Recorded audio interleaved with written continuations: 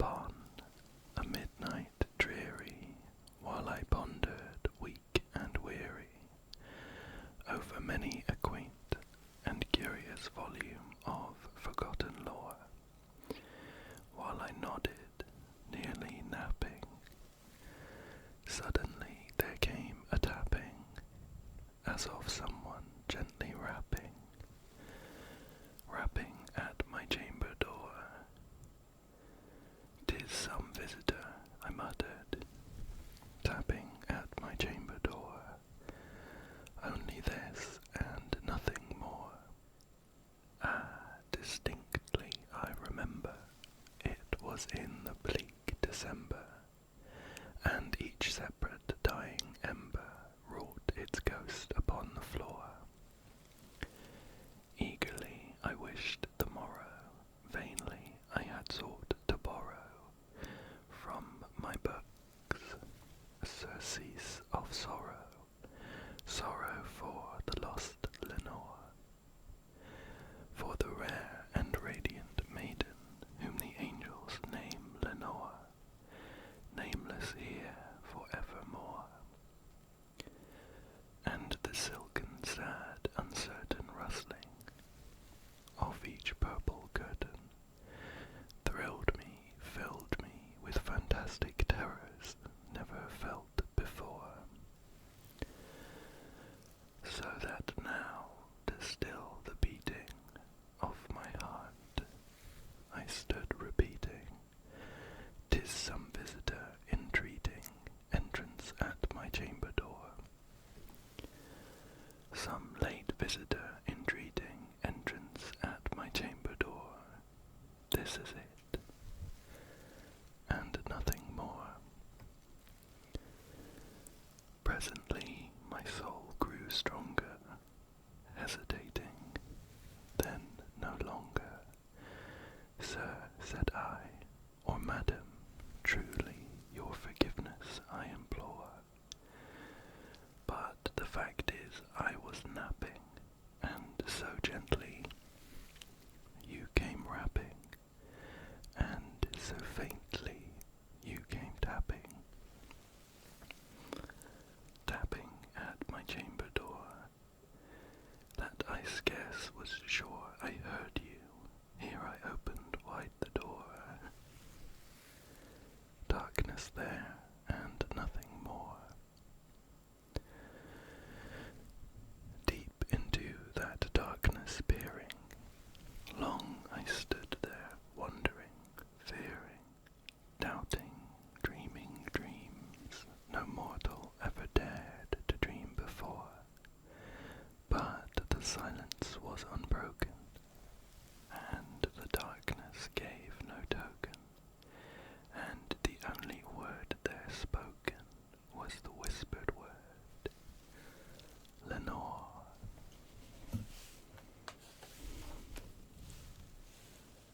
This I whispered, and an echo murmured back the word, "Lenore, merely this, and nothing more." Back into the chamber turning, all my soul within me burning, soon I heard again a tapping, somewhat louder than before. "Surely," said I, "surely that is something at my window lattice. Let me see then what thereat is, and this mystery explore. Let my heart be still a moment, and this mystery explore. 'Tis the wind, and nothing more." Open here I flung the shutter, when, with many a flirt and flutter, in there stepped a stately raven of the saintly days of yore. Not the least obeisance made he, not an instant stopped or stayed he, but with mien of lord or lady, perched above my chamber door, perched upon a bust of Pallas just above my chamber door,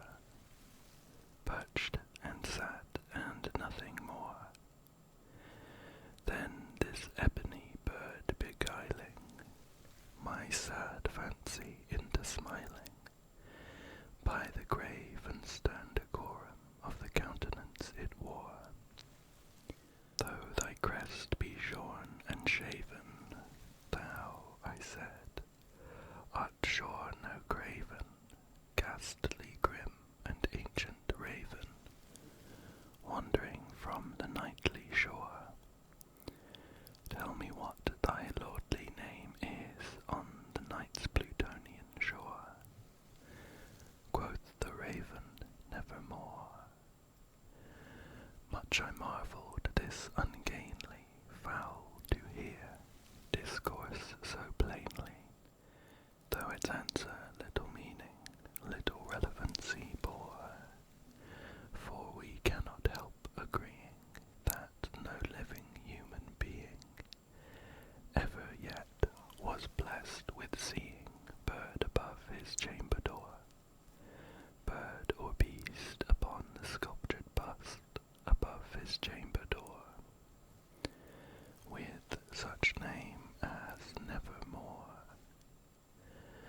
But the raven, sitting lonely on this placid bust, spoke only that one word, as if his soul in that one word he did outpour, nothing farther than he uttered, not a feather than he fluttered, till I scarcely more than muttered, other friends have flown before. On the morrow he will leave me, as my hopes have flown before. Then the bird said, nevermore. Startled at the stillness broken by reply so aptly spoken, doubtless, said I, what it utters is its only stock and store, caught from some unhappy master, whom unmerciful disaster followed fast and followed faster, till his songs one burden bore, till the dirges of his hope that melancholy burden bore, of never, nevermore. But the raven, still beguiling all my sad soul into smiling, straight I wheeled a cushioned seat in front of bird and bust and door. Then upon the velvet sinking, I betook myself to linking, fancy unto fancy thinking, what this ominous bird of yore, what this grim, ungainly, ghastly, gaunt and ominous bird of yore meant in croaking nevermore. This I sat engaged in guessing, but no syllable expressing to the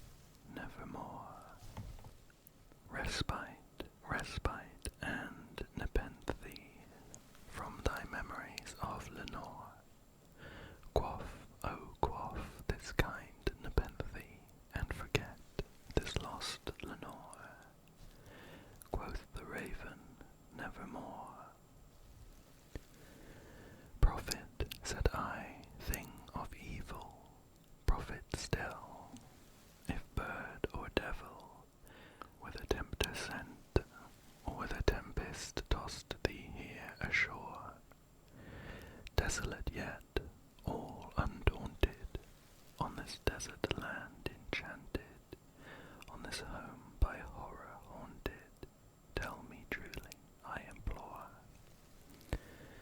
is there balm in Gilead? Tell me, I implore. Quoth the raven, nevermore. Prophet, said I, thing of evil, prophet still, if bird or devil, by that heaven that bends above us, by that God we both adore. Tell this soul with sorrow laden, if within the distant Aidenn it shall clasp a sainted maiden, whom the angels name Lenore. Clasp a rare and radiant maiden, whom the angels name Lenore. Quoth the raven, nevermore. Be that word our sign of parting, bird or fiend, I shrieked upstarting, get thee back into the tempest and the night's Plutonian shore. Leave no black bloom as a token of that lie thy soul hath spoken. Leave my loneliness unbroken, quit the bust above my door. Take thy beak from out my heart, and take thy form from off my door. Quoth the raven, nevermore. And the raven, never flitting, still is sitting, on the pallid bust of Pallas, just above my chamber door.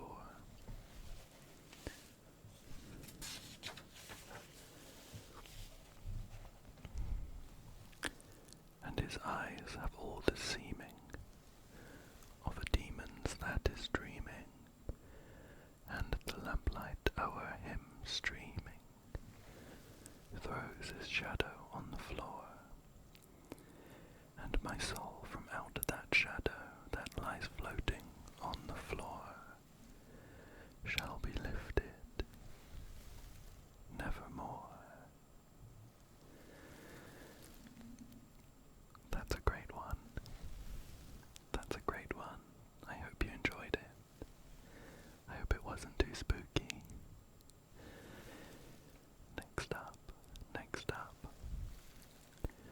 let's go for another one of my favorites. The Telltale Heart. The Telltale Heart. This one isn't a poem. This one's just a story. But let's move on with The Telltale Heart. True, nervous, very, very dreadfully nervous I had been and am, but why will you say that I am mad?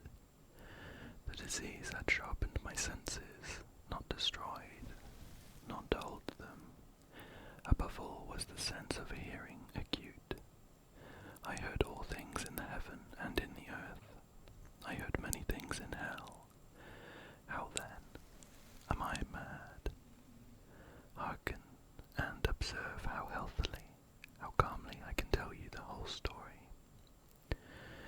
It is impossible to say how first the idea entered my brain, but once conceived, it haunted me day and night.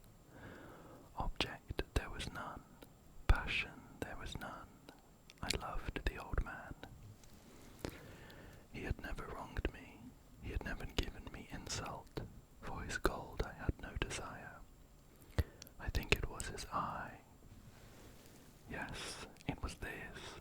He had the eye of a vulture, a pale blue eye with a film over it.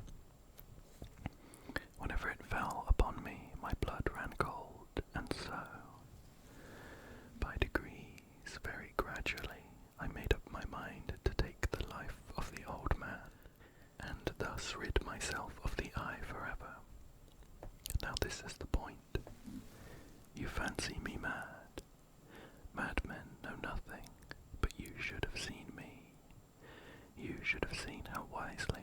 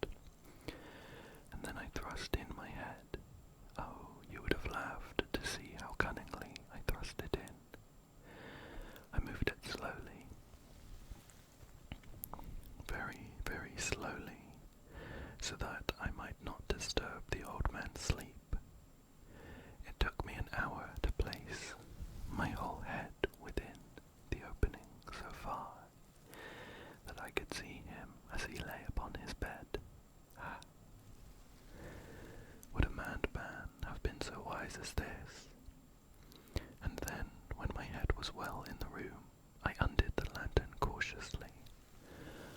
Oh, so cautiously, cautiously, for the hinges creaked. I undid it just so much that a single thin ray fell upon the vulture eye. And this I did for 7 long nights, every night just at midnight. But I found the eye always closed, and so it was impossible to do the work, for it was not the old man who vexed me, but his evil eye. And every morning when the day broke, I went boldly into the chamber, and spoke courageously to him, calling him by name in a hearty tone, and inquiring how he has passed the night. So you see, he would have been a very profound old man indeed, to suspect that every night, just at 12, I looked in upon him while he slept. Upon the 8th night, I was more than usually cautious in opening the door. A watch's minute hand moves more quickly than did mine. Never before that night had I felt the extent of my own powers, of my sagacity. I could scarcely but contain my feelings of triumph. To think that there I was, opening the door little by little, and he not even to dream of my secret deeds or thoughts. I fairly chuckled at the idea, and perhaps he heard me, for he moved on the bed suddenly, as if startled. Now you may think that I drew back, but no. His room was as black as pitch with the thick darkness, for the shutters were close fastened through fear of robbers. And so I knew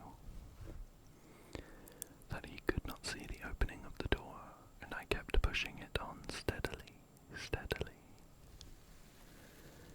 I had my head in and was about to open the lantern when my thumb slipped upon the tin fastening, and the old man sprang up in bed crying out, "Who's there?" I kept quite still and said nothing. For a whole hour I did not move a muscle, and in the meantime I did not hear him lie down. He was still sitting up in the bed listening, just as I have done, night after night, hearkening to the death watches in the wall. Presently I heard a slight groan, and I knew it was the groan of mortal terror. It was not a groan of pain or of grief. Oh no. It was the low, stifled sound that arises from the bottom of the soul when overcharged with awe. I knew the sound well. Many a night, just at midnight, when all the world slept, it has welled up from my own bosom, deepening with its dreadful echo the terrors that distracted me. I say I knew it well. I knew what the old man felt, and pitied him, although I chuckled at heart. I knew that he had been lying awake ever since the first slight noise when he had turned in the bed. His fears had been ever since growing upon him. He had been trying to fancy them causeless, but could not. He had been saying to himself, "It is nothing but the wind in the chimney. It is only a mouse crossing the floor. Or it is merely a cricket which has made a single chirp." Yes. He had been trying to comfort himself with these suppositions, but he found all in vain, because death, in approaching him, had stalked with his black shadow before him and enveloped the victim, and it was the mournful influence of the unperceived shadow that caused him to feel, although he neither saw nor heard, to feel the presence of my head within the room. When I had waited a long time, very patiently, without hearing him lie down, I resolved to open a little, a very, very little crevice in the lantern,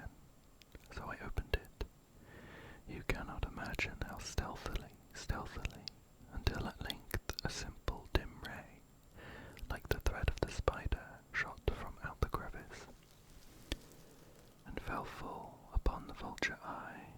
It was open, wide, wide open, and I grew furious as I gazed upon it. I saw it with perfect distinctness, all a dull blue, with a hideous veil over it that chilled the very marrow in my bones. But I could see nothing else of the old man's face or person, for I had directed the ray as if by instinct precisely upon the damned spot. And have I not told you that what you mistake for madness is but over-acuteness of the sense? Now, I say, there came to my ears a low, dull, quick sound, such as a watch makes when enveloped in cotton. I knew that sound well, too. It was the beating of the old man's heart. It increased my fury, as the beating of a drum stimulates the soldier into courage. But even yet I refrained and kept still. I scarcely breathed. I held the lantern motionless. I tried how steadily I could maintain the ray upon the eye. Meantime, the hellish tattoo of the heart increased. It grew quicker and quicker and louder every instant. The old man's terror must have been extreme. It grew louder, I say, louder every moment. Do you mark me well? I have told you that I am nervous. So I am. And now, at the dead hour of the night, amid the dreadful silence of that old house, so strange a noise as this excited me to uncontrollable terror. Yet, for some minutes longer, I refrained and stood still, but the beating grew louder, louder. I thought the heart must burst. And now a new anxiety seized me.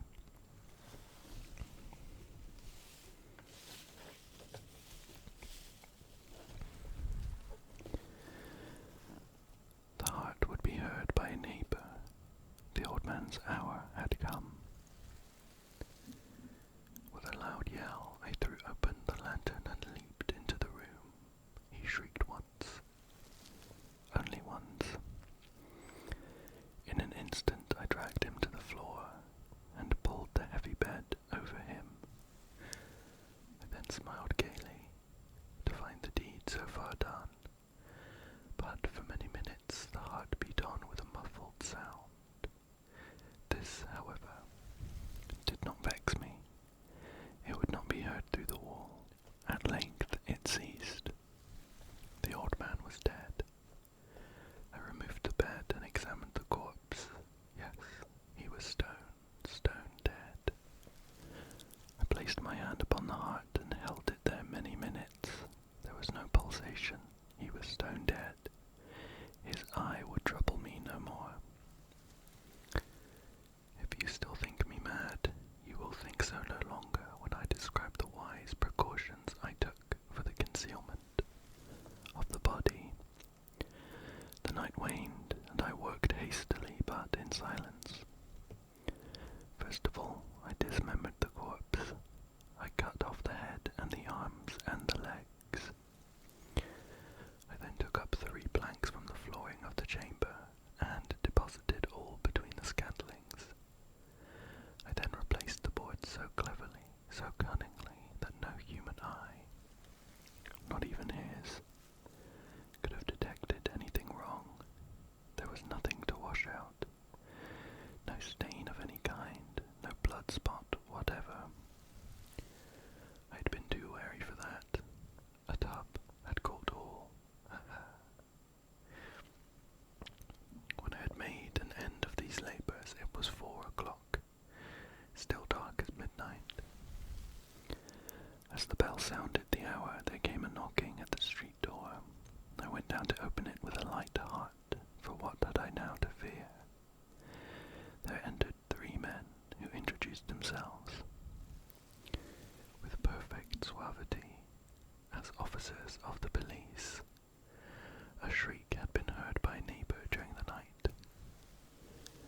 Suspicion of foul play had been aroused.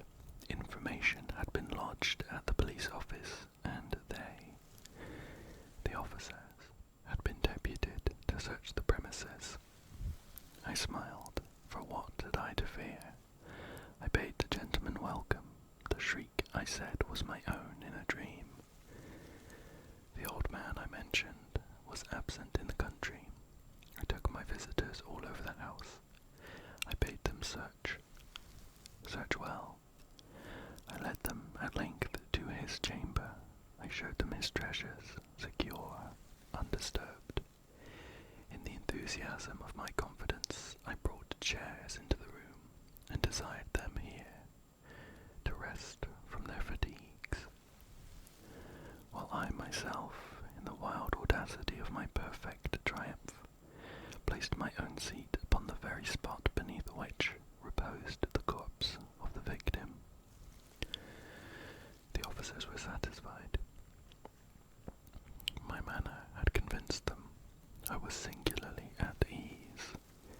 They sat, and while I answered cheerily, they chatted of familiar things.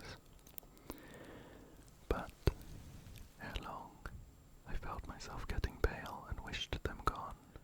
My head ached, and I fancied a ringing in my ears, but still they sat and still chatted. The ringing became more distinct. It continued and became more distinct.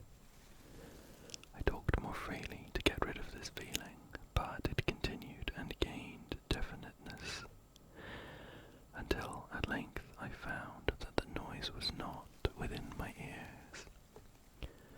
No doubt I now grew very pale, but I talked more fluently, and with a heightened voice, yet the sound increased, and what could I do? It was a low, dull, quick sound, much such a sound as a watch makes when enveloped in cotton.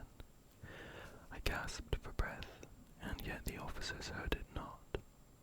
I talked more quickly, more vehemently, but the noise steadily increased.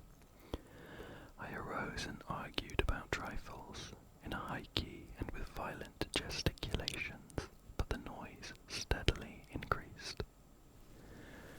Why would they not be gone? I paced the floor to and fro with heavy strides, as if excited to fury by the observations of the men, but the noise steadily increased.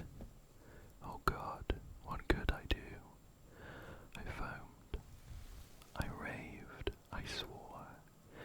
I swung the chair upon which I had been sitting and grated it upon the boards, but the noise arose over all, and continually increased. It grew louder, louder, louder, and still the men chatted pleasantly and smiled. Was it possible they heard not? Almighty God! No, no, they heard, they suspected, they knew, they were making a mockery of my horror. This I thought, and this I think.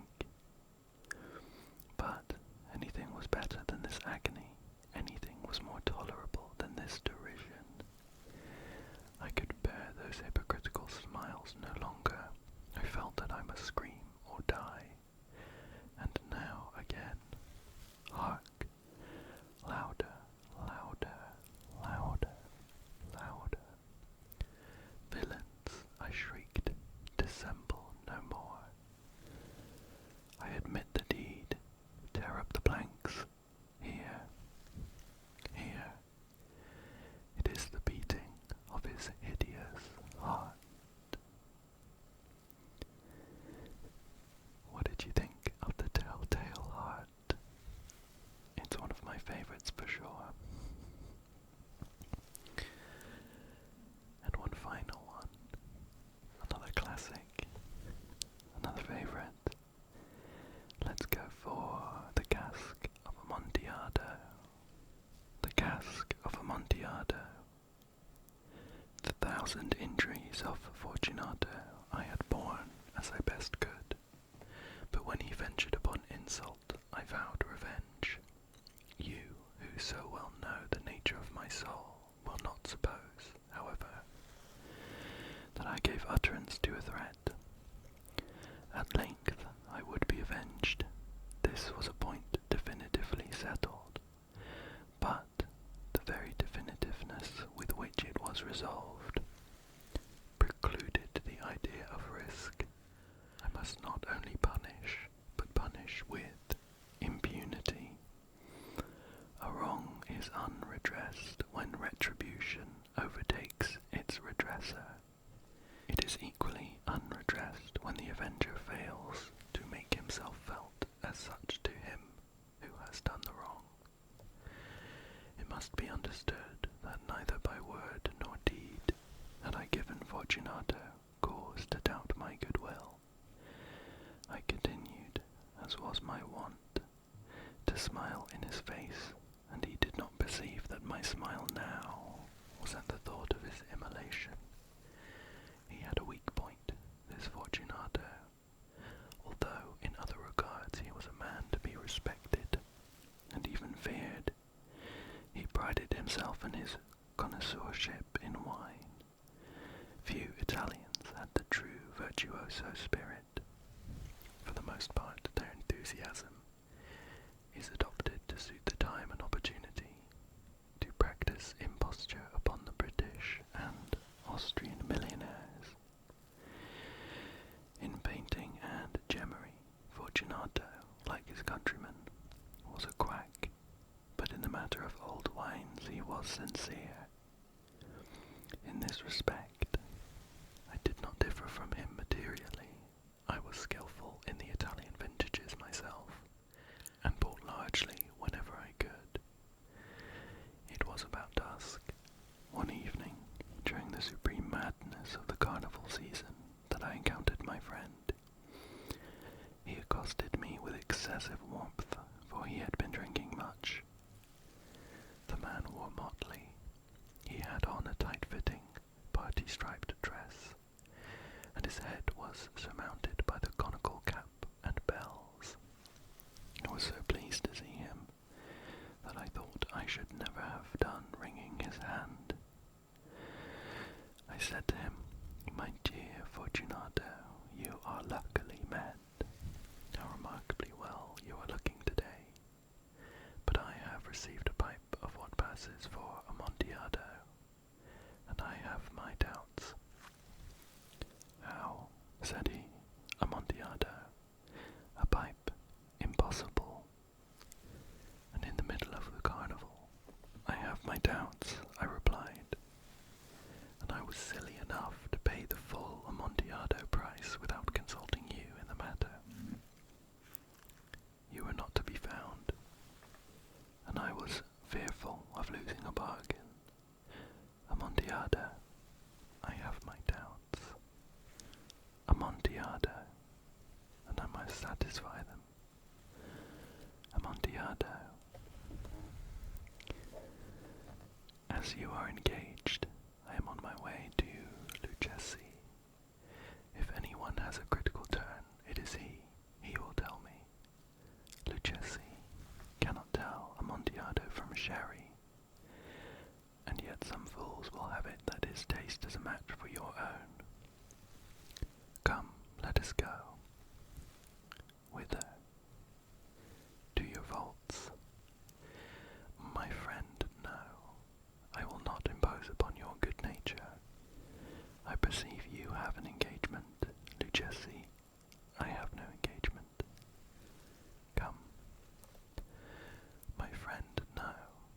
It is not the engagement, but the severe cold with which I perceive you are afflicted. The vaults are insufferably damp. They are encrusted with nitre. Let us go, nevertheless.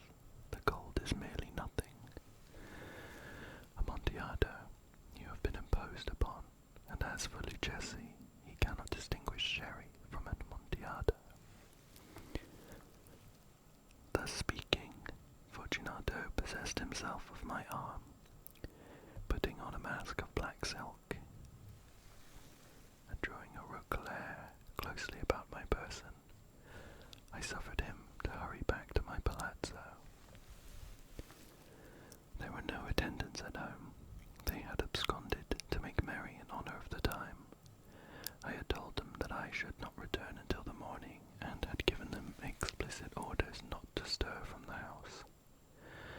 these orders were sufficient. I well knew to ensure their immediate disappearance, one and all, as soon as my back was turned. I took from their sconces 2 flambeaux, and giving one to Fortunato, bowed him through several suites of rooms to the archway that led into the vaults. I passed down a long and winding staircase, requesting him to be cautious as he followed. We came at length to the foot of the descent, and stood together on the damp ground of the catacombs of the Montresors. The gait of my friend was unsteady, and the bells upon his cap jingled as he strode. "The pipe," said he. "It is farther on," said I. "But observe the white web-work which gleams from these cavern walls." He turned towards me and looked into my eyes with the 2 filmy orbs that distilled the rheum of intoxication. "Niter?" he asked at length. "Niter," I replied. "How long have you had that cough?" My poor friend found it impossible to reply for many minutes. "It is nothing," he said at last. "Come," I said with decision, "we will go back. Your health is precious. You are rich, respected, admired, beloved. You are happy, as I once was. You are a man to be missed. From me it is no matter. We will go back. You will be ill, and I cannot be responsible. Besides, there is Lucchesi."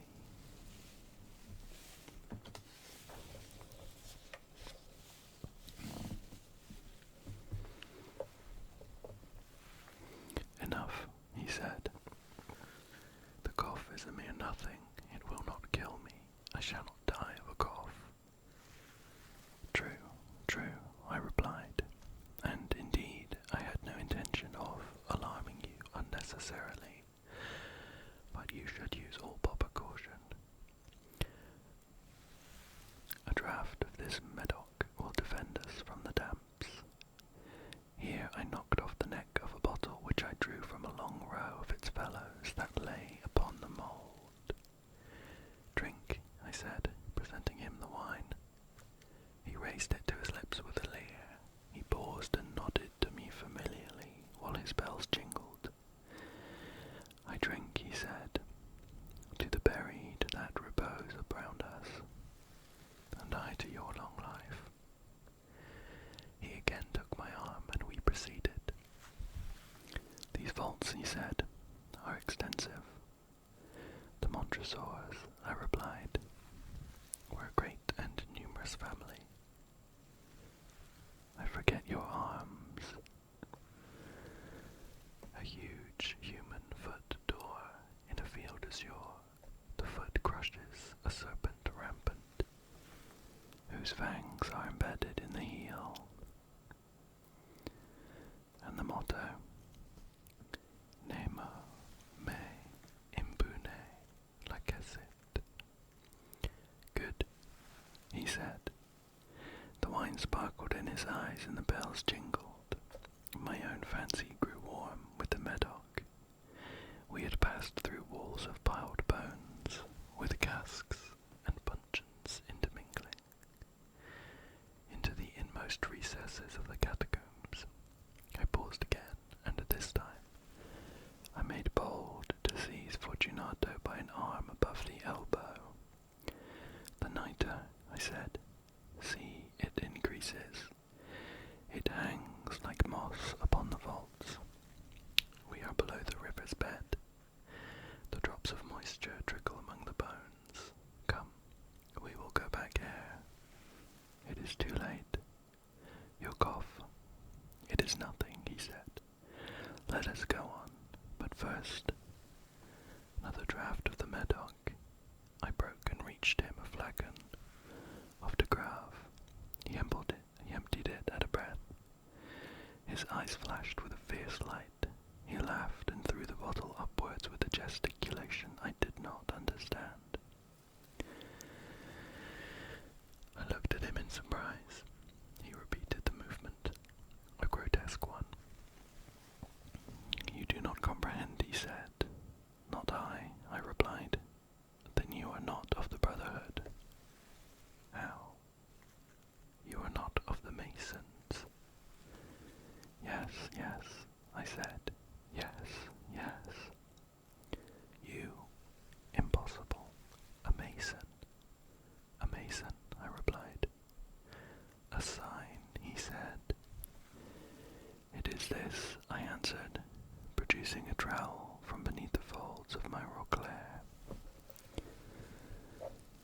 guessed," he exclaimed, recoiling a few paces. "But let us proceed to the Amontillado." "Be it so," I said, replacing the tool beneath the cloak and again offering him my arm. He leaned upon it heavily. We continued our route in search of the Amontillado. We passed through a range of low arches, descended, passed on, and descended again.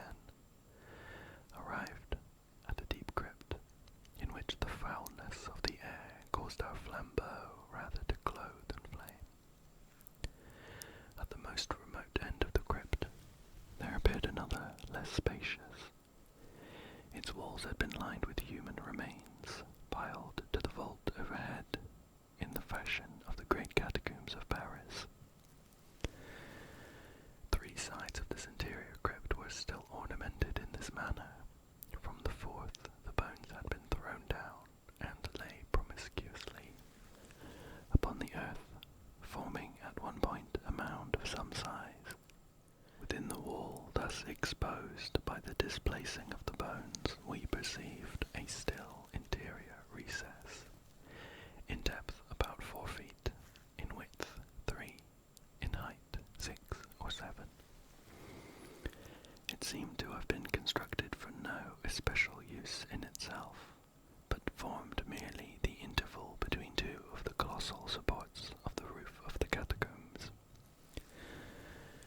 and was backed by one of their circumscribing walls of solid granite. It was in vain that Fortunato, uplifting his dull torch, endeavoured to pry into the depths of the recess.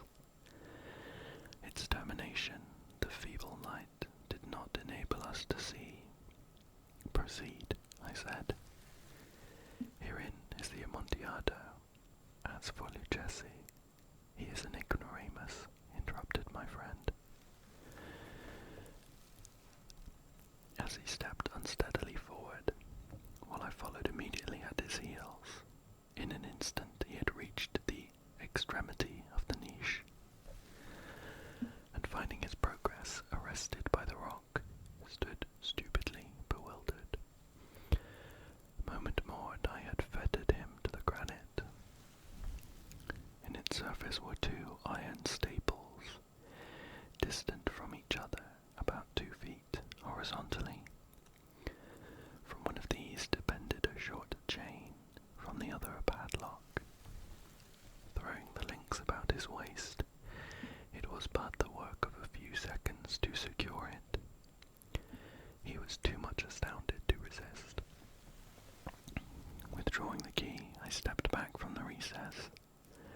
"Pass your hand," I said, "over the wall. You cannot help feeling the nitre. Indeed, it is very damp. Once more, let me implore you to return."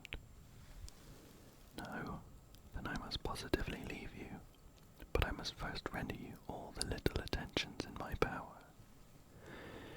"The Amontillado," ejaculated my friend, not yet recovered from his astonishment. "True," I replied, "the Amontillado."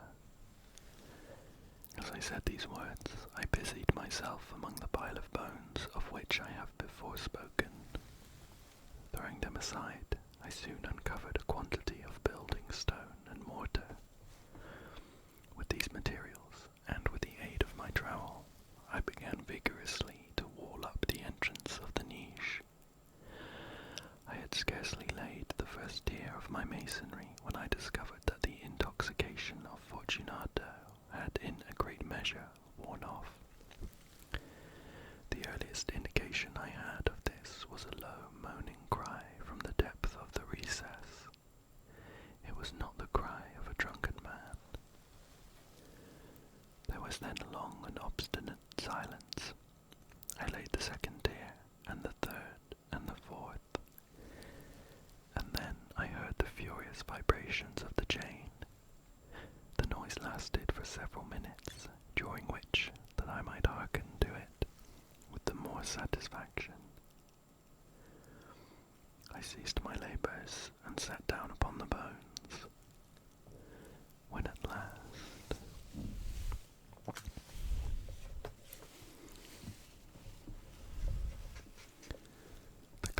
subsided, I resumed the trowel and finished without interruption the 5th and 6th and the 7th tier. The wall was now nearly upon a level with my breast. I again paused, and holding the flambeau above the masonwork, threw a few feeble rays upon the figure within. A succession of loud and shrill screams, bursting suddenly from the throat of the chained form, seemed to thrust me violently back. For a brief moment I hesitated. I trembled. Unsheathing my rapier, I began to grope with it about the recess, but the thought of an instant reassured me. I placed my hand upon the solid fabric of the catacombs and felt satisfied. I reapproached the wall. I replied to the yells of him who clamoured. I re-echoed. I aided. I surpassed them in volume and in strength. I did this, and the clamourer grew still. It was now midnight, and my task was drawing to a close. I had completed the 8th, the 9th, and the 10th tier. I had finished a portion of the last and the 11th. There remained but a single stone to be fitted and plastered in. I struggled with its weight. I placed it partially in its desired position, but now there came from out the niche a low laugh that erected in the hairs upon my head. It was succeeded by a sad voice, which I had difficulty in recognizing as that of the noble Fortunato. The voice said, "Hee hee, a very good joke indeed, an excellent jest. We will have many a rich laugh about it at the palazzo. Hee hee hee. Over our wine." "The Amontillado," I said. "Yes, the Amontillado, but is it not getting late? Will not they be awaiting us at the palazzo? The Lady Fortunato and the rest. Let us be gone." "Yes," I said. "Let us be gone. For the love of God, Montresor." "Yes," I said. "For the love of God." But to these words I hearkened in vain for a reply. I grew impatient. I called aloud, "Fortunato." No answer. I called again, "Fortunato." No answer still. I thrust a torch through the remaining aperture and let it fall within. There came forth in return only a jingling of the bells. My heart grew sick on account of the dampness of the catacombs. I hastened to make an end of my labor. I forced the last stone into its position. I plastered it up. Against the new masonry I erected the old rampart of bones. For the half a century no mortal has disturbed them. In pace, requiescat. Rest in peace. What did you think of the Cask of Amontillado? One of my favorites for sure. That is about all we have time for today, but I really hope you enjoyed The Raven, The Telltale Heart, and The Cask of Amontillado, and I hope they weren't too spine-chilling for you to fall asleep.